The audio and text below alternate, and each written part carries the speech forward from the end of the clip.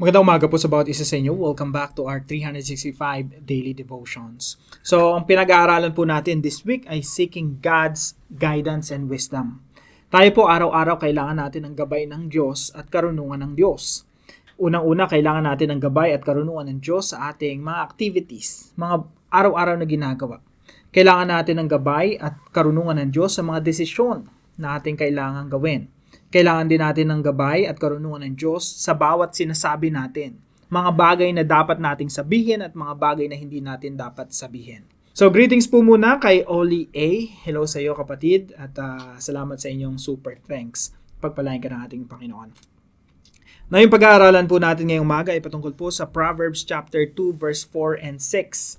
If you seek wisdom, if you seek it like silver and search for wisdom as for hidden treasures, you will understand the fear of the Lord and find the knowledge of God.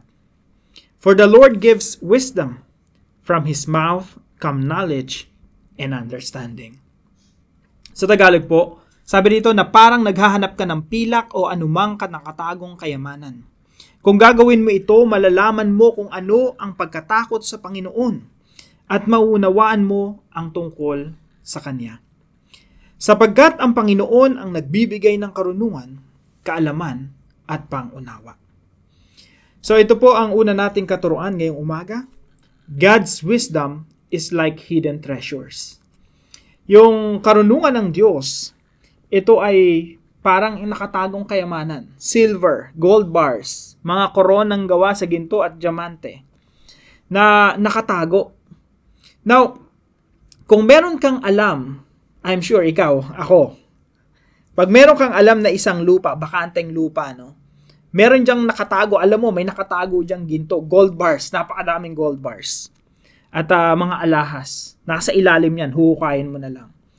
Kagaya sa isang parable ni Jesus Christ, no? Ibebenta mo lahat ng ari-arian mo, ibebenta mo kung anong meron ka na less valuable para mabili mo yung lupa na yon. Kasi pag nabili mo yung lupa na yon, nandoon makukuha mo yung kayamanan. Now, bakit po inihilin tulad sa mga talatang ito na yung wisdom ng Diyos parang treasure? Bakit po? Kasi po mga kapatid, yung wisdom ng Diyos ay dapat po nating hanapin. Pagpahalagahan at hanapin. Now, hindi po natin itinuturing yung wisdom ng Diyos na parang ordinaryong bagay lang na minsan nawawala ng halaga sa atin. Kung ang kayamanan, kagaya ng silver, gold, and diamonds, no, mahalaga sa atin at hinahanap natin, pinagpapahalagahan natin, ganun din po dapat sa wisdom ng Diyos. Now, ano po ba yung wisdom ng Diyos? Bakit natin dapat pagpahalagahan ito? Now, yung wisdom po ng Diyos, ito yung kaparaanan kung paano tayo dapat mabuhay. Kasi po, we're lost eh. Hindi natin alam kung paano dapat tayo mabuhay eh. Kaya po, without God, without the Bible, without God's guidance, we're lost. Gagawin lang natin mga bagay na nakakapagpasaya sa laman na later on makakapagpapahamak sa atin. Kaya po, tayo parang mga tupang ligaw, nandun na sa bangin, mahuhulog na, wala pa rin tayong kamalay-malay. Kaya kailangan po natin ng karunungan ng wisdom ng Diyos. Now, yung wisdom po ng Diyos, ito yung kaparaanan kung paano tayo dapat mabuhay. At sa biyaya ng Diyos at sa kabutihan ng Diyos, mas ipinahayag niya sa atin yung mga principles ng Diyos, yung kaparaanan ng Diyos kung paano dapat tayo mamuhay. Unang-una, binigay niya sa atin yung Word of God, yung salita ng Diyos. Yan po yung written wisdom. Kung meron kang Bible sa bahay mo, basahin mo. That's the written wisdom of God. Now, hindi natin alam kung ano pa rin yung itsura ng isang tao na nakakasunod sa salita ng Diyos, sa wisdom ng Diyos. Kaya isinugo ng Panginoong Diyos, ng Diyos Ama, yung kanyang anak. He is the living wisdom. Siya yung tunay na nakasunod sa lahat ng mga panukala at karunungan ng Diyos. He is the perfect embodiment of the wisdom of God. Kaya po tinatawag ang Panginoong Jesucristo na wisdom of God. So meron na tayong written wisdom, meron pa tayong model, si Jesus Christ, the living wisdom. Mapagbihaya po ng Diyos sa atin. Kaya po pag pinag-uusapan natin yung wisdom, yung kaparaanan kung paano tayo dapat mabuhay, nandiyan na yung Biblia, nakasulat na kung paano dapat tayo mabuhay. Andiyan pa yung model natin, si Jesus Christ is the living wisdom of God na modelo kung paano tayo dapat mabuhay. So ito po yung dapat hinahanap natin, yung Biblia, salita ng Diyos, ang Panginoong Hesukristo.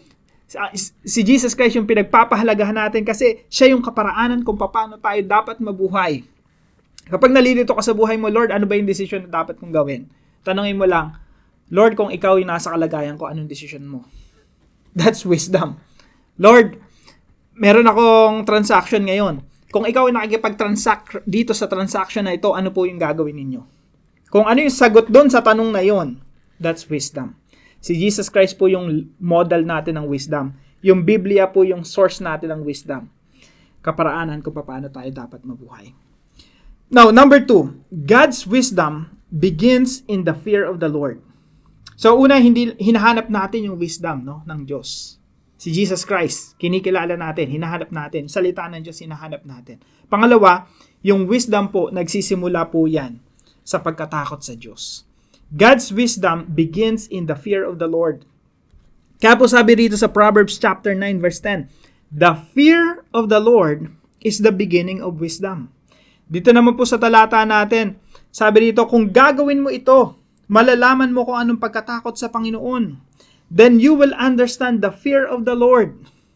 So nakita niyo po yung connection. Una, hanapin mo yung wisdom eh. Seek wisdom. Para ba siyang hidden treasures na talagang hahanapin mo yung wisdom ng Diyos.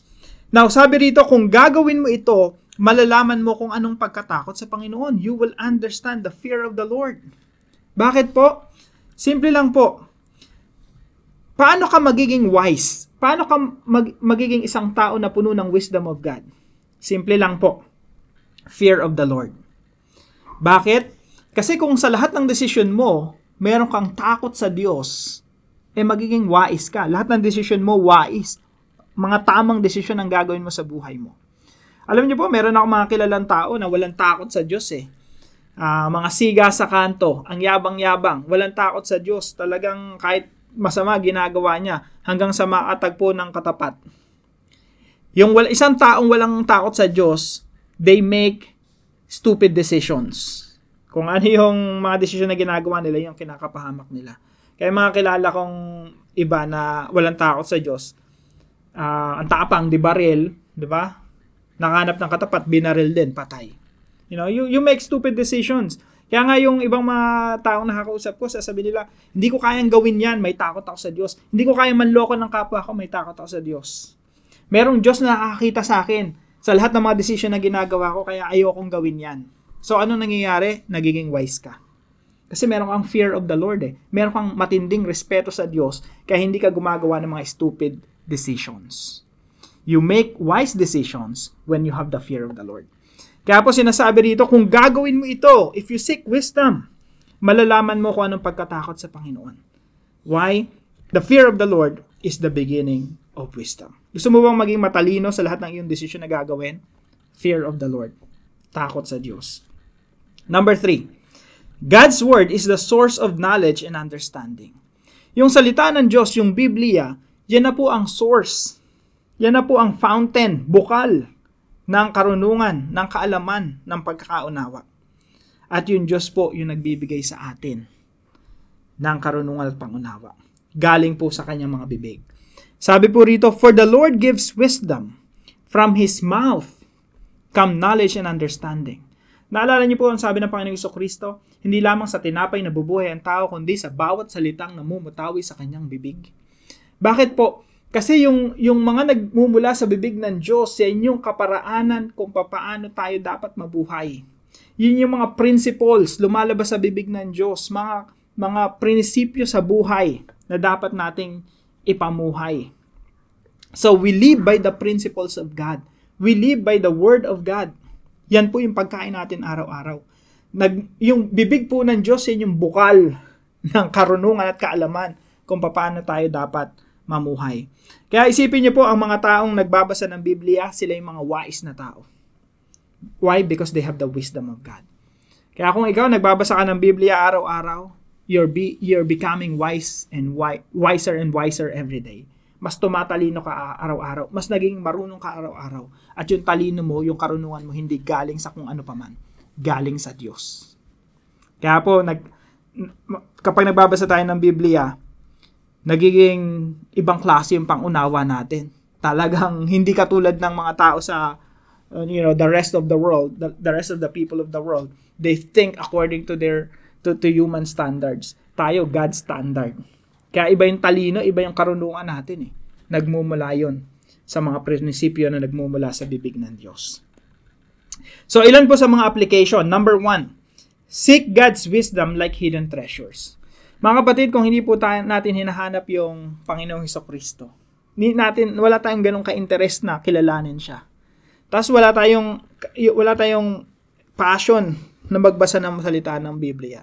Question na natin kung anak ba talaga tayo ng Diyos. Now, because if you're a child of God, if we are children of God, we will seek God's wisdom as if it's hidden treasure. Napakalaga sa atin. Kung yung material nga, yung literal nga na ginto, talagang hahanapin mo eh. Kung may nawawalang ginto dyan sa bakuran mo, talagang hahanapin mo. How much more the spiritual gold, spiritual treasure, the wisdom of God. So let's seek God's wisdom like hidden treasures. Pangalawa po, apply wisdom by respecting and fearing God. Maging mga wais po tayong mga Kristiyano sa pamamagitan ng pagrespeto at pagkatakot sa Diyos. Kung gusto mo na maging wise yung iyong decision, isipin mo si Lord nakatingin sa iyo. Pag inisip mo nakatingin sa iyo si Lord, may takot ka sa Kanya, may respeto ka sa Kanya, yung decision na gagawin mo, sigurado ako, wise decision yan. Kasi ginawa mo yung decision na yan ayon sa iyong pagkatakot sa Diyos. Again, sinasabi po ng banal na kasulatan sa Proverbs chapter 9 verse 10, the fear of the Lord is the beginning of wisdom. Yung pagkatakot sa Diyos, yung pagrespeto sa Diyos, yan yung pinagmumulan ng karunungan. Kaya magiging marunong ka sa lahat ng iyong ginagawa kapag meron kang takot sa Diyos. How are you going to treat your employees, your boss, your wife, your children, your workmates, mga tao sa paligid mo? How are you going to treat them? If you have the fear of God in you, then you will treat them wisely. You will make good decisions, wise decisions when it comes to your transaction, when it comes to your relationships. Magiging wise ka because you have the fear of God in you. Number 3 po, dive deeper into the Word of God. Mga kapatid, pag nagbabasa po tayo ng mga salita ng Diyos, mas maganda, lalo na kung matagal na natin ginagawa, let's dive deep into the Word of God. Alam niyo po, ako, sometimes, nagda-dive po ako. Iba yung nakikita ko pag nag-snorkel lang snorkeling. Yung nasa mababaw lang yung nakikita ko Na-appreciate ko yun, sobrang na-appreciate ko pag snorkeling. Pero iba yung appreciation ko pag diving. Yung talagang magda-dive ka talaga, 30 meters, 40 meters, talagang makikita mo yung nasa kailaliman ng dagat. Iba yung appreciation mo sa mga corals, sa mga shipwreck, yung mga nakadikit na corals doon sa mga barkong lumubog, tsaka yung mga hayop na makikita mo ron. Ganun din po sa salita ng Diyos When you dive deeper, mas iba yung appreciation mo sa salita ng Diyos. Hindi yung nagbasa ka lang and then that's it, tapos na. Kapag nag-dive ka sa salita ng Diyos, ito yung binasa mo, inunawa mo, tapos ninanamnam mo kung ano yung sinasabi dun sa salita ng Diyos. Talagang dinadama mo. Yan po yung diving deeper into the Word of God. Pag nag-aral po tayo ng salita ng Diyos, i-meditate natin ng husto. Pag-aralan natin, nguya-nguyain natin, at pag nilulunok natin, damang-dama natin. Why? Because we're diving deeper into the Word of God. Kaya pag nagbabasa po tayo ng salita ng Diyos, ano po yan parang diving. The more you go deeper, the more you appreciate it. So para po sa ating discussion, how much do we value and seek God's Word and wisdom? Gaano ba natin pinagpapahalagahan yung salita ng Diyos at yung karunungan ng Diyos? So sagutin po natin yan sa ating mga discussion group at para naman po sa ating panalangin. Father, please change our hearts. Enable us to value your Word. From your mouth come knowledge and understanding. Jesus taught us that we should not live on bread alone, but by every word that comes from the mouth of God. Let us seek your wisdom like hidden treasures. Guide us and lead us today in Jesus' name. Isama po natin ito sa ating mga panalangin. And if you wish to support our channel, please send me a message and let me know your name as well. Kasi po, imposible kong malaman kung ano po yung pangalan ninyo, no? So, that would also help me. So, salamat po sa mga lahat na sumusuporta dito sa ating channel. At sa bawat isa po sa inyo na sumusubaybay, ipalam niyo po sa comment section kung meron po kayong natutunan. And please don't forget to share this devotion to your family and friends. Maraming salamat po sa bawat isa sa inyo. Pagpalain kayo ng Panginoon. See you po tomorrow 5 a.m. dito sa ating Daily Devotion.